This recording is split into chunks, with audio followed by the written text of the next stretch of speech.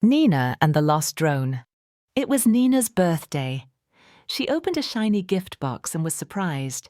Inside was a yellow drone with blinking lights and tiny wings. "A flying friend," she whispered. She named it Zope. Nina and Zope played in the garden. "Go up, Zop," she said. Whoosh! He flipped in the air. "Come back!" And he landed gently in her hands. Suddenly the wind grew strong. Zop spun faster, higher, and vanished behind the trees. Nina grabbed her explorer backpack and notebook. "I'm coming, Zop," she said bravely. She followed tiny clues, a feather on a bush, a blinking light near a puddle, and a quiet beep from far away.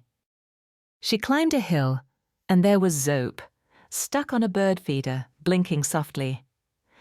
"You waited for me," Nina smiled. "I'll teach you better next time," she whispered. Back home, Nina made a better list. Go, flip, come back. Safe mode, cuddle.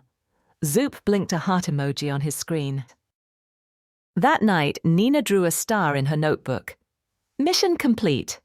Zoop blinked beside her window, ready for their next adventure.